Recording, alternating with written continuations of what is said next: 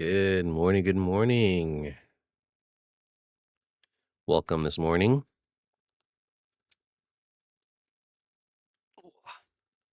Forgot to do some things, but thank you for waking up this morning to join me in our journey through Proverbs. And yeah, it's cold this morning. Not too bad, but it is a thing that you need to do and foster is to have consistent times where you're waking up or before you go to bed of reading the word. Maybe you'd like to read a word in the middle of the day during your lunch break, whatever the time you go ahead and do your devotion reading.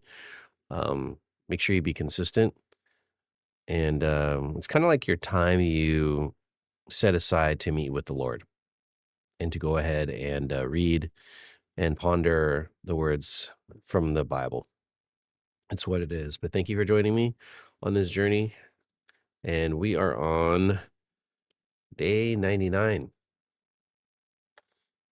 Proverbs 14, 9 through 10 in the ESV. Let's go ahead and get through this. Fools mock at the guilt offering, but the upright enjoy acceptance. The heart knows its own bitterness, and no stranger shares its joy. Here you go.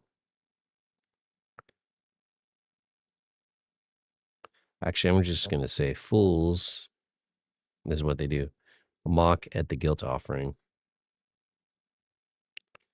but the upright enjoy acceptance.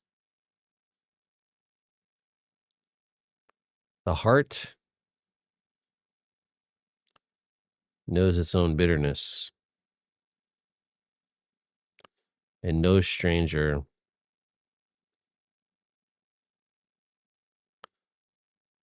You know, that's kind of I don't know where to put this. This is not. Hmm. We'll just talk about it's not the same. This has a different feel to it. So let's change the colorations of these. Um this is not bad things right here. We'll go into this. Let's just do like its own kind of color, just because I'm not sure where to put this. Okay, but the first verse 9 is pretty. I want to say it's not straightforward, but it follows the same pattern of the fool and the righteous. In this case, the fool and the upright, and they're talking about when you do something wrong, and that's what the guilt offering was for. The guilt offering was something you do when you feel guilty of doing something wrong. Okay. And they would go ahead and I keep on thinking of pigeons and goats and stuff like that. And when you present an offering before the Lord, you actually kill an animal to take the place of the thing that they had sinned for, whatever that sin is. And so when you feel when you have done something wrong, you go ahead and sacrifice and ask forgiveness. I'm sorry, and that's a guilt offering. You feel guilty for the thing that you have done. But unfortunately for the fool, if we want to go back and remember the definition of fool, the fool rejects God, despises wisdom, and lives contrary to divine instruction, often repeating mistakes and leading others to ruin. Um, the fool is not following the baseline of wisdom, which is you look down in the description, I have a whole thing of kind of like what the baseline is for wisdom. And one of the thing is accepting responsibility. And that is one thing that a fool does not do is does not accept responsibility for the mistakes or the sin or something they are guilty of. When they make a mistake, they would probably make excuses, kind of gaslight you or do something that kind of takes the blame off of them, or they don't realize or they don't want to or they can't accept that they have done something wrong, and so they mock it, which is not good. It's not a good thing to not accept responsibility, because not accepting responsibility messes up relationships. It destroys relationships with others. and it just kind of destroys yourself because you lose relationships and everything. And so the fool will mock anytime they want to receive instructions or receive correction from someone, or and they won't apologize for the wrong that they did. So that's not very good. The upright enjoys acceptance. If you are wise and you are upright and following God and having wisdom as kind of like your side person, um, that walks right, you walk right beside her. Wisdom is considered a woman or personified as she in Proverbs.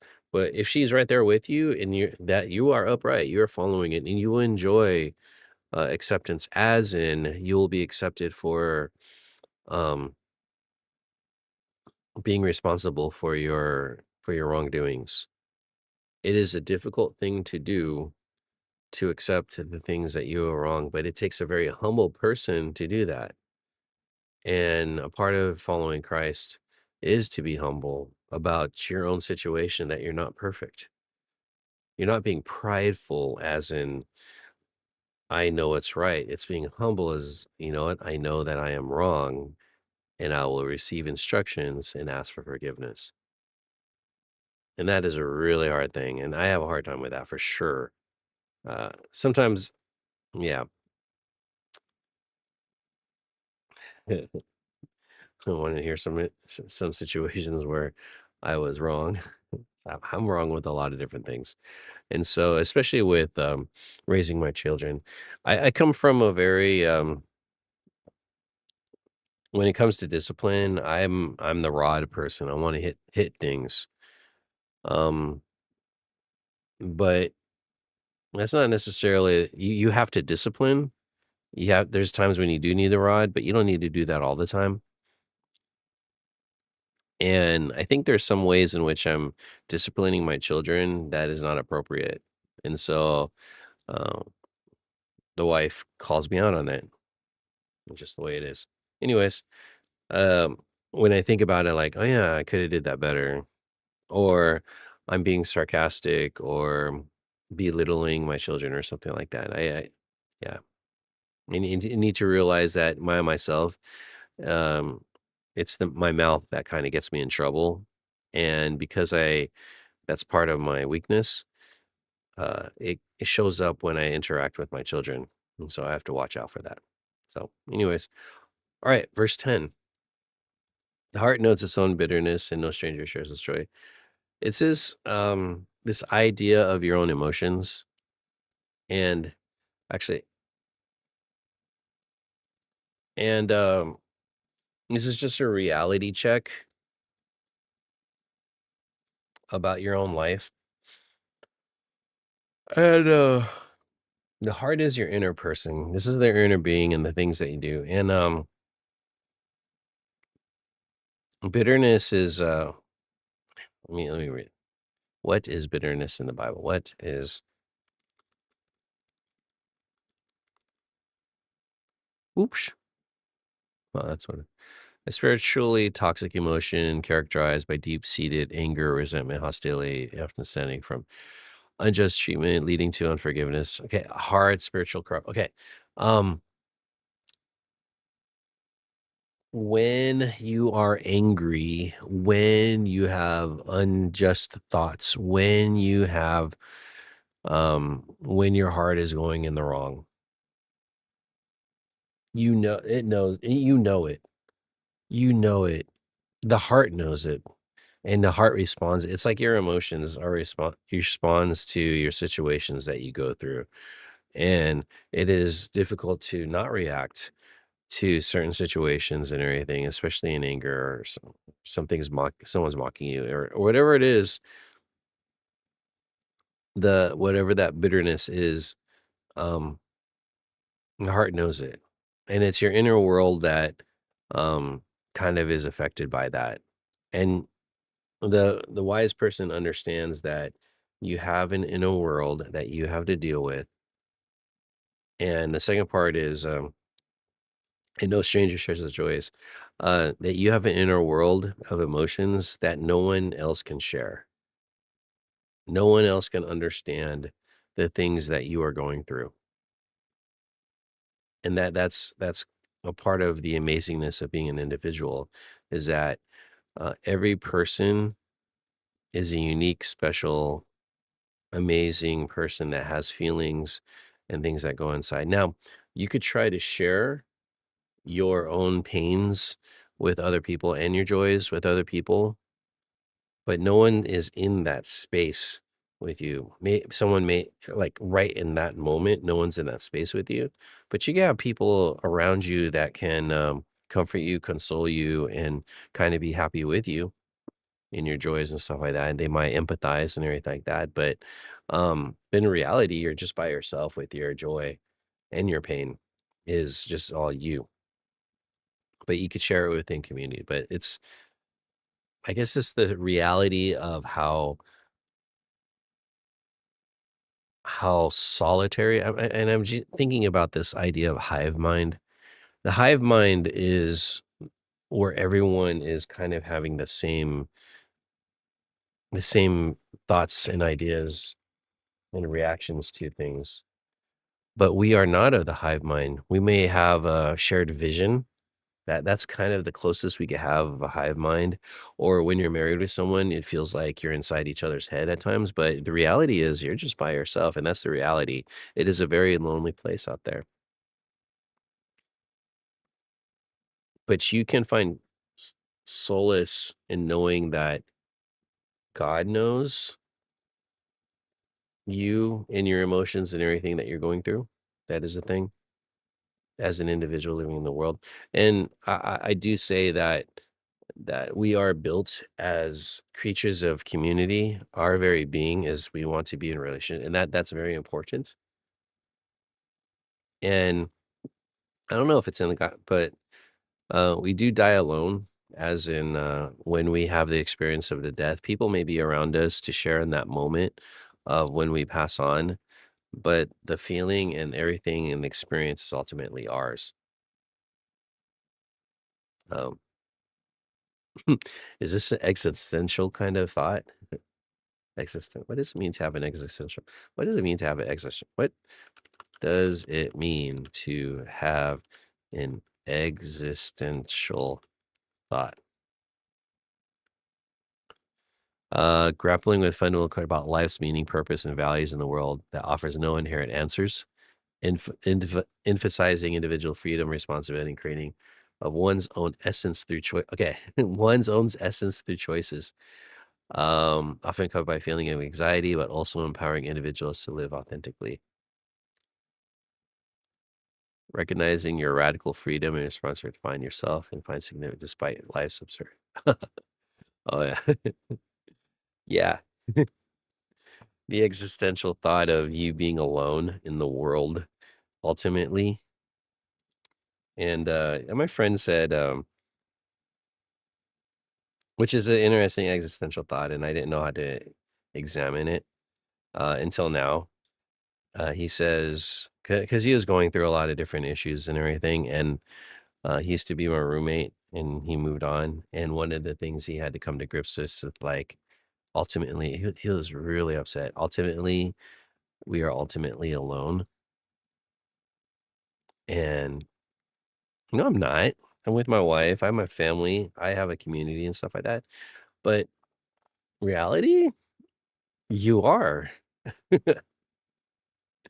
Because there are things in you that cannot be shared with other people. It cannot at all be shared with other people.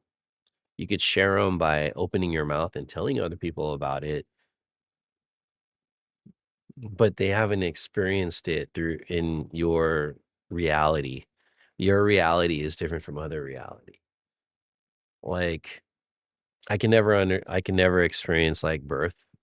I was there, right there, when all my children were born, but I never experienced the pain and the joy that happens at the same time of it, because I never experienced that pain in that, right? So no one's in your head. I have to come to grips with this being alone, and yet we're in community. So I think both is true, that the reality that you experience and the reality that you feel in is individual, and you're alone in that. But I'm also in community where I could share those things with other people and kind of express that thing, because we're all individuals with our own realities, being alone. But for some reason, we do come together. And so I think both is true. Being alone and in community, I know I can understand you fully, but you try to grasp each other and kind of understand. I want to revisit this concept of alone, but because I don't think alone uh has to be depressing.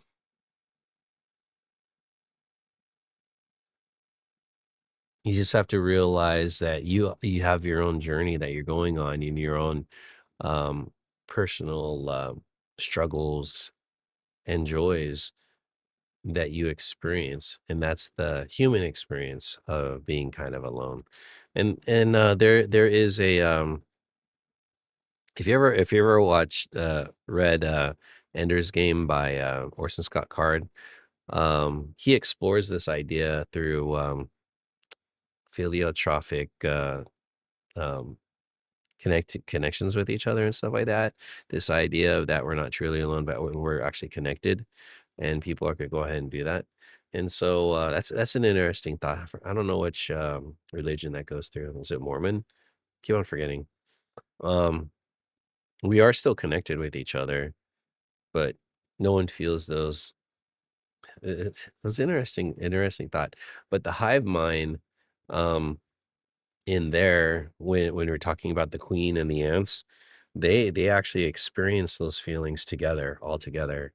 And she ultimately told, was it to Ender, for someone that never met a solitary individual entity that just was in alone, and that was us, that we are alone, and we couldn't connect to the connection lines that happen in the universe. It's an interesting thought, and I'm not explaining it very well, but anyways, even though we're alone, it's amazing how together we also are, because we're sharing in our aloneness together.